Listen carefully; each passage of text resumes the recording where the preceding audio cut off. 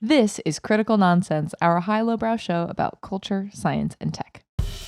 This week, Aaron, Joey, and I talk about the familiar unexpected.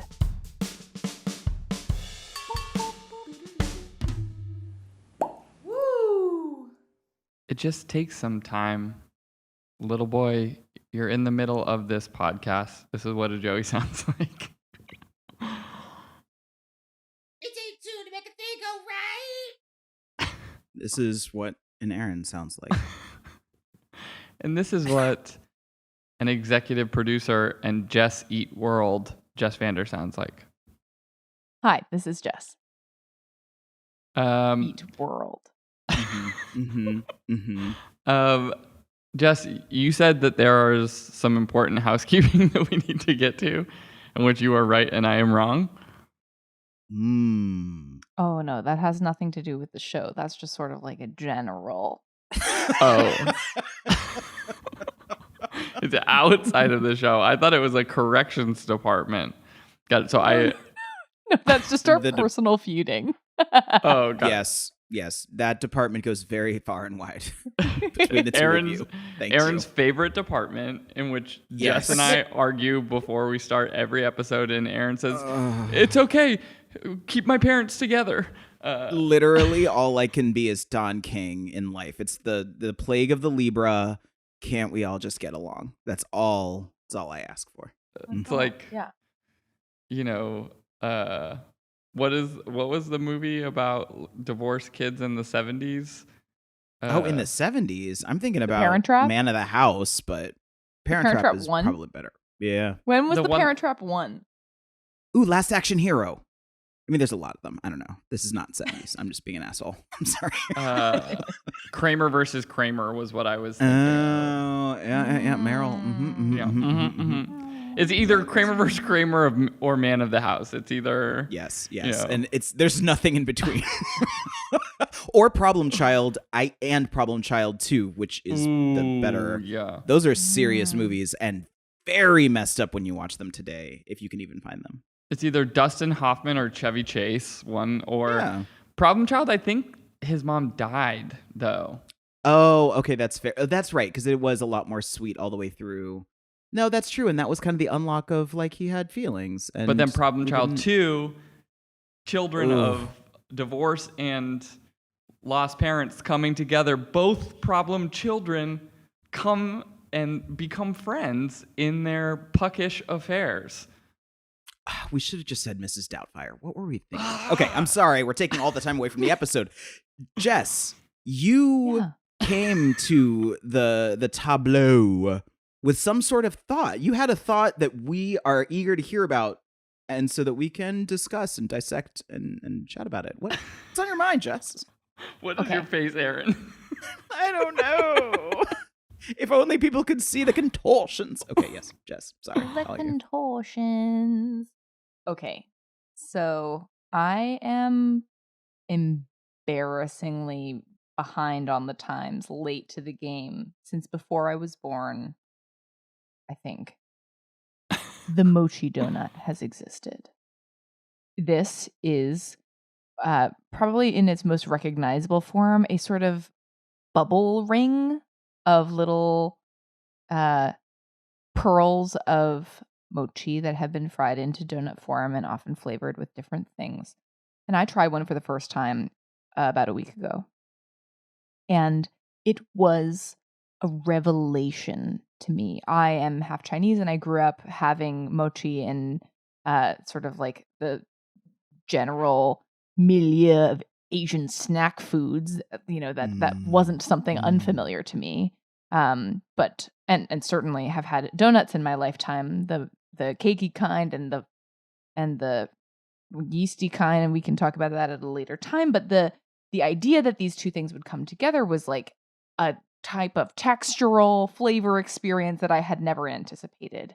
And I was talking about it with one of our coworkers, Lindsay, and she was like, yeah, you know, there's this weird thing where like the greatest foods are what we like to call, she's like, something that she's working on is like the idea of familiar unexpected, where something is just enough familiar that it is, tapping into some memory space for you, or it feels comfortable, it feels safe. It's something that you're drawn to because you know it. But then it surprises you. It delights you in a way that you didn't even know could be a thing. And that for me was the mochi donut. It was so crazy. And I just wanted to pick your brains of when was the last time that you experienced something familiar, unexpected? Can we have just a quick point of order? Is the donut flavored like mochi, or do they take the glutinous rice and deep fry the glutinous rice? Deep fry glutinous rice. Huh. It's like it's like got it's got sort of that spring, that delicate, delightful mochi spring that happens, which I think there is a name for that I am forgetting, but I'll let you know if I think of it. But it has that very crisp exterior. Second point of order, is the mochi beaten by an extremely strong, extremely tiny geriatric Asian woman before making the donuts? Because that is where the love comes in. And also like watching people make mochi and other glutinous types of things is like I could just sit like that would be like an ASMR equivalent for me of like the old women in China that were like I saw making these types of things. I was just like, this is amazing. If it doesn't have it, then I don't want it. That does sound amazing. The one that I tried was at a place called Ali Mama in Lower Manhattan, but there are many a place to get. Do you have an unexpected familiar experience?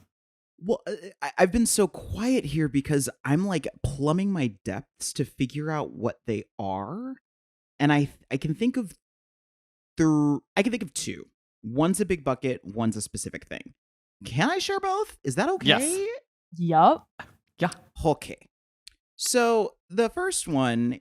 Okay. So this is a video game, not a food stuff, because that's where I kept on going to experiences. And so I've been playing Star Wars Jedi Survivor, which is first-person action adventure game. It's arguably my favorite type of genre. Like if you've ever heard me talk about games on the pod, it's like Horizon Zero Dawn, it's Uncharted, it's The Last of Us. Like it's my favorite thing. And I find myself like, I don't want to go the Ubisoft route where it's just like open world maps of to-do lists, because that's just life. That's work. That's my job. That's literally work. And so I can't deal. But I love these like very narrative forward, like there's a clear path you have to follow, and you like it's much more contained. Put me on a journey. Put me on a journey and like give me some stakes and give me like ways that my experience is going to get enhanced every few minutes. And like what I thought going into Jedi Survivor, I'm not a big Star Wars person. Like that's not one of my preferred IPs. I just never got into the world, but it's huge and I appreciate its cultural relevance, whatever. So I've always been kind of afraid of anything that's in that world, but I was like, let me just give it a whirl. It's probably close enough, and I heard it's got good reviews. It's a sequel. I didn't play the original one. It has been everything that's expected of an action-adventure game that I would like, with just enough on top of it that's slightly different. The combat, like the actual, like, the combination of, like, how they've expanded what swordplay is to actually work for a lightsaber, how your lightsaber changes over time, the stances that you take and how the actual combat then changes over time, how you use the Force and like the Jedi capabilities are very different than just like powers that I love from BioShock, which is kind of like also in this same sort of world. So like, and then the biggest thing though, the traversal. How do you have a heavy lightsaber? That's a big question. Yes, yeah, that is a thing, and I don't like using the crossguard stance. Does the light weigh more? It's a whole thing. It's the crossguard stance, and you swing a lot slower, and it's like it's cool, but it's not for me. I'm like a dual wield and a double bladed guy. Give me those two stances, and I'm good. But The traversal, that's what I got to talk about, because like getting around in that game is the most fun that I've had in a game in years. It's just like they figured out a way to make getting around the space its own blend of like parkour mechanics and a little bit platforming and a little bit action adventure. You do a lot of wall walking, you do a lot of like dashing, like they make lots of infinite gaps that seem like you'll never be able to cross eventually crossable, depending on like learning a double jump and a dash and then like grabbing on with your grapple and then swinging. So it's very exciting. My voice, you can tell I get very excited. Hardcore parkour. Hardcore parkour. So in this case, Aaron, where does the unexpected part come from? Is it just that the gameplay is innovative? Is it the Star Warsiness of it? Great question. It is the gameplay. The Star Warsiness of it and the like depth of the world are commendable. Like it's very well thought out. It's very rich, fairly lived in. I believe there's not enough NPCs. It feels kind of empty. That's my only critique. But like, and the actual environments are very diverse and very interesting. But it's the actual, I think it's the traversal mechanic itself that made it so unexpected to me. Like in some games, and they didn't to me, as far as I know, they didn't market it as like a gimmick. They didn't market it as like, that's the reason you play. They marketed it as you get to be a Jedi.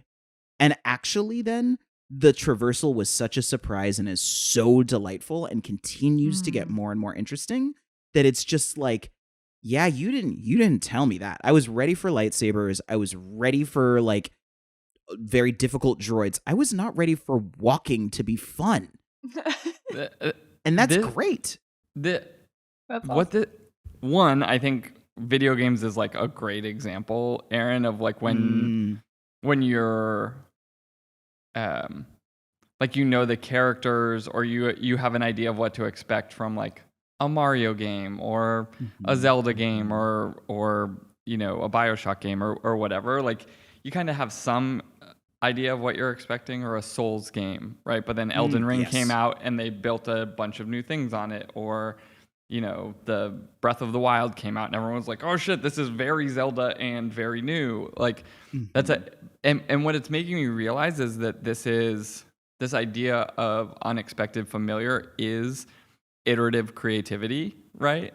Like it fits, and that made me think about music. I think is a place that I get this, and then it made me realize that unexpected familiar may be why people like The Voice or American Idol or any of those things, is because you know most of the songs, but they're being sung by someone else who may be able to put a little sauce on it that makes it unexpected. And like, that's the whole thing, right? And it's like the predictable piece is essential because you need it to be comfortable enough, right? But it can't be so comfortable that it's boring, because then you're like, I already have, I've done that, I've heard that, I've played that, versus like something new. And it goes really deep into Western. I mean, I'm going to Western music. We've talked about this before when it comes to like scales and modes and like how like the tones upon which we have carved out, like this is going to be the tool for all music is A, B, C, D, F, G, and then sharps and flats. But like chord progressions, like when you think about it, doesn't even have to be as close as a cover and like hearing somebody do the same song. It's also when you hear a chord progression that comes from something that's familiar, and it's either done with different instruments or it's done in a different order, or if you do it like inverted, which is like, you know, if you've got a C major chord is C, E, G, and you play it E, G, C, just throwing the C on top, sometimes it's a little bit like, oh, I didn't expect that. You do something different with it. That's the most simple that I can make. Yeah, it's why like I like sampling. Yeah, sampling for sure. Yes, yeah. Emerson, I'm trying to remember what the song was the other day. There was like a cover I just put on either like Spotify DJ. I have like a little speaker and she listens to music when we're riding into school. And so I put on things that like either a playlist or I'll make a radio station or whatever off something and then cross my fingers that it's not torture.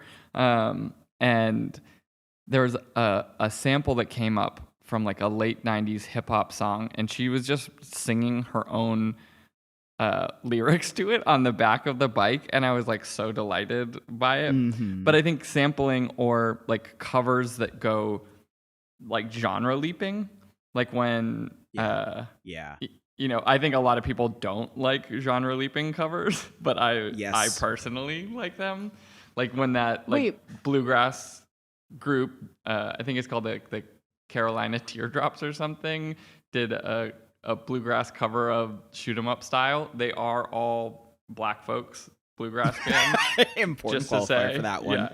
But I was like, yeah, bluegrass Shoot 'Em Up Style is like, let's go. I also love the idea that this concept has an uncanny valley component of like everyone being so upset about the new Aladdin soundtrack of like, no, it's too familiar. It's like so familiar and not enough unexpected that it's making me angry. Yeah, it's same but different. You need to go beyond same but different. It needs to be meaningfully different. You've just struck the chord. So the other that I had two, you know, that were coming to mind. The other big one is rollercoasters, and it comes up in two forms. Like, because like literally, you can. Of course, I'm going to take it to rollercoasters. I'm surprised. You went video games and rollercoasters. Is like shocker. Just play the hits. Play the hits. You know, when you're not prepared, you just go with your soul. So, you can look at the track of a roller coaster and get where it's going to go. In most cases, if it's outdoors. Two, it is arguably never more fun than the first time you ride it, because that's the first time that you're actually thrown about and surprised by it. And there's like a whole thing in like the coaster nerddom community about like whether or not you should watch a POV video on YouTube before you ride a new coaster, because it kind of spoils it. It'll deaden the experience. Some people say like it's a physical experience, so it can't be spoiled, but there's still literal expectations, especially if you have like a layout that you can't see the rest of. Like you're gonna have things ruined for you. But when you just described these things that you know the path, like boomerang coasters are like a standard model by a company called Vekoma. They were installed everywhere in like the 70s, 80s, and 90s. They're just, it drags you up a hill like behind the station. You do an inversion that's called a boomerang, where you sort of do a half loop and then a half corkscrew, and you come out of it and go out the other end. And then you'll do one vertical loop and then back up the other hill, and then it pulls you up and you do the exact same thing backwards. And like that model is cheap, it's easy to install, it's easy to move to other parks, so they're everywhere. So many people hate boomerangs because it's like the experience is the same. I know exactly what I'm going to get. It doesn't matter if I'm in a different country. It doesn't matter if I'm high up or high down. It's the same thing. Similar, Vekoma also has a model that they've just recently fixed that's called the it's SLC, suspended looping coaster. If you ever see something, you should Google it ahead of time, because I know you're all going to do it. If you know that a model is a Vekoma SLC, don't ride it. Your ears are going to bleed afterward. It sucks. It hurts. It's the exact same layout everywhere, and they're manufactured like crap. So, similarly, you can have this sort of, it's less the uncanny valley of like, it's too close, so I'm disappointed, but more so like, why do we keep making the expected thing that's terrible over and over and over again? Yeah. Because we know it's going to be bad. They've just updated a new upgrade to the model and are putting on new cars, so it's changing. I think, and I'm done. And mic drop. I think stories and both I think it's like in story constructs maybe, as well as potential like conceits. You can get this sometimes. I was thinking about it recently. I'd gone through like another wave of listening to a bunch of books in my sort of annual cycle, like certain points when certain sports seasons wane down and there's like less sports podcasts that I'm listening to and other things are like on hiatus. I wind up just like gunning through a bunch of books again. And I was trying to think about the first time I remember the sort of story conceit within a book of like you're doing the constant back and forth chapter to chapter, like one chapter is one person's track and the next chapter is the other person's and it bounces back and things like that. But there like was a the book, Warriors series, the Cat Clan books. Typical. Typical. Yes, Typical. totally. Everyone's with base example of that. yeah. I love But the book by Adrian Tchaikovsky, The Children of Time, was interesting because so many of the pieces were familiar. It was doing that thing where it was bouncing between at least 2 narrators, if not 3. I guess at some point even more. But the narrators were of different species. So then you're getting like the way in which the stories are being told are different. Like the plot point is like it's broadly like what you might categorize as a space opera, but it's kind of hard sci-fi, but not quite. Like the individual pieces were all familiar, but the mixing of those and reimagining of those like somehow got it into this like familiar, unexpected place that was like super delightful. And I mean, a lot of people were delighted by it. It's been written and spoken about a lot, like that trilogy of just like pulling people out of their anthropomorphic perspective. But like that, I was like, none of these individual pieces feel different, but somehow the sum of the parts like achieve like cross that uncanny valley in some way to like familiar, unexpected. And I feel like it should be said, like, it is so not binary. Like, everything that we're talking about is reminding me that, like, I feel like the big question that always comes up is, like, how familiar is the right amount of familiar, or how much unexpected will someone be able to take on board before they reject and say, like, I needed more familiar. And, like, that moving middle, I find it really interesting. Like when it comes to different forms of media, I feel like that alone, I have a different capacity, or like I'm inviting a certain amount of being thrown around in that way. Like one of the things with the Cat Warriors, no, I haven't read the Cat Warriors or the Cat Clan. Damn, I was going to try to. The Warriors. I see. It's Thank about you. Cat Clan. I see. Well, in that example, very important literature. We must all know.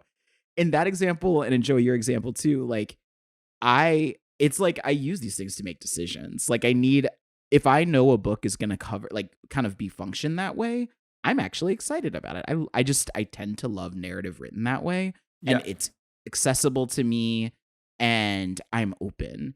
But if you throw another device that's too unfamiliar and too clever, I always talk about Blindness by Jose Saramago, which is a very, very interesting book that's built on the conceit that what if one day everybody a cohort of the world just went blind, and blindness was a communicative disease that could be passed from person to person.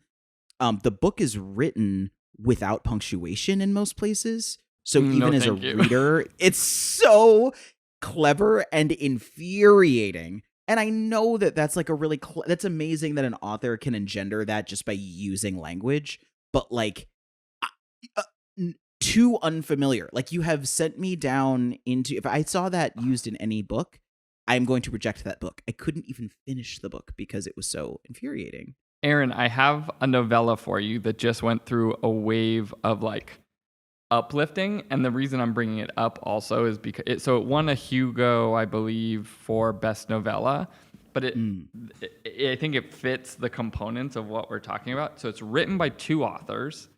I don't know if they each played one of the characters, but there's largely like only 2 characters. It's called This Is How You Lose the Time War, and the characters are red and blue, and each like chapter starts with the POV of one of either red or blue, like in situ somewhere. They encounter a letter. I won't go into it more than that. And then the letter is read from the perspective of the other character. And the next chapter starts from the perspective of that character that just wrote the letter. And so it's this exchange through a time war between these 2 people. And so like 2 authors writing it already, like, oh, that's kind of interesting, but only 2 characters, that back and forth conceit, but one extra layer of complexity that the two storylines are talking to each other. And it's like really fun and like intense and interesting and good. So This is how you lose the time war. I need it. I need it very much. I'd like that. I think it's only like 150 pages too, so like I'll finish it by July 2026. Yes. Yes. Are you finished that Stephen King book yet? No. No. And I started another one in the middle of it too. So I'm stuck in the middle of both of them. It's very confusing. I believe like a year ago we were like, I love the Stephen King book. It's short literature, it's short stories. I can just read them one at a time. It's great. I finished a thing, and then here we are. Know thyself. Know thyself. Yes. Speaking of which, this is as good a time as any to plug our Critical Nonsense book club, which is bookshop.org/list/critical nonsense book club. You can also just go to search Critical Nonsense on bookshop.org, and you can look at all the books that we've ever mentioned on the show ever, in case you're running out of ideas of what to read. Now Cat Paws is gonna make it. Yes. Cat Paws? What is it? Cat Clan? The Cat Clan? No, the Warriors has the Cat Clan. The Warrior in it. Cats. The Series Warrior of books of dueling, warring factions of semi-spiritual cat fighters. That's basically That's basically your D&D character is that. Literally. No one else has read these books in their childhood. No, that's fine. I look forward to again reading that in 2028 as soon as I finish Stephen King. So I'm stacking them all up. Yeah. Does this? Jess, Yeah. It's wrap up corner time. Mm-hmm. Our familiar segment of our episode. Can you make it unexpected? Mm-hmm. Wow. That's too much pressure. Too much. Yeah. Every time it's something new, starting with a mochi donut, taking our traversing journey through the walls of Star Wars digital spaces into the land of coasters you should never traverse, and then maybe music, and then maybe backwards again on the coaster, and then books. Do we know where we went? We're not sure, but what we do know is that it is nonsense. So is that familiar, unexpected to a T? I don't. Yep. Cats? Cats. That was the best rap. That was so layered. You had us on a Vekoma boomerang coaster as the wrap-up corner, and you did it live. That was dope, Jess. Damn. All right. That was good. Thank you for that. Brilliant. Snap. It's just sort of poetry. It's like spoken word is what this is.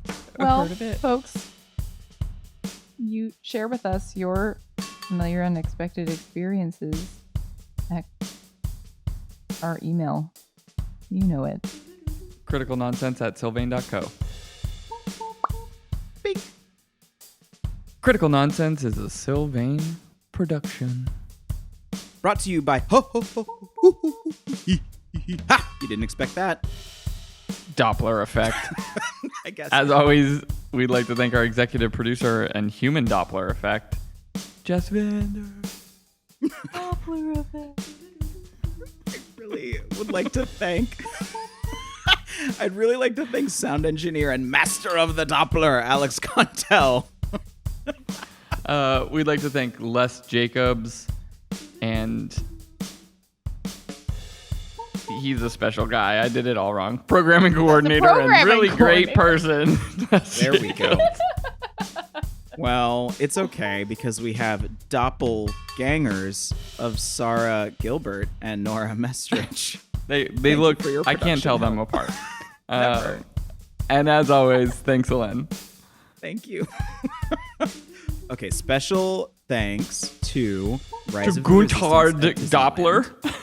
Yeah, we need to start with Doppler. You're right. He really he featured heavily in this episode. What was the one you were saying? I didn't mean to interrupt you. Just Rise of the Resistance, just to like bring in amusement parks and, Star Wars IP. That ride, don't do a POV of it. If you can get to Florida, get to California, that's worth every cent. That thing is not a roller coaster. It is the coolest ride in existence, period. It's dope. Thank you to the mochi donut and its creators, most likely Hawaiian, for fusing two beautiful things to make a third beautiful thing. Thank you to them.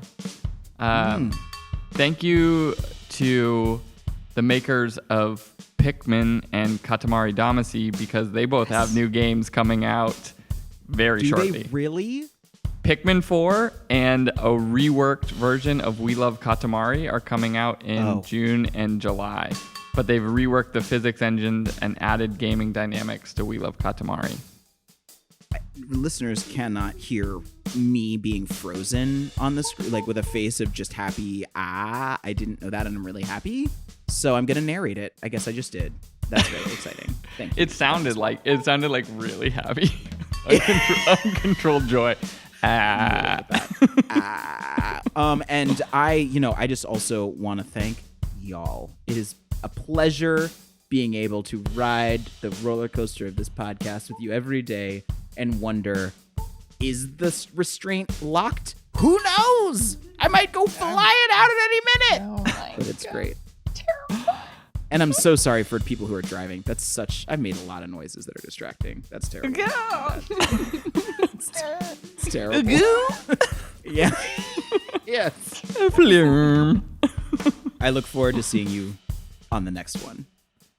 Bon weekend. Bye. Love you. Bye.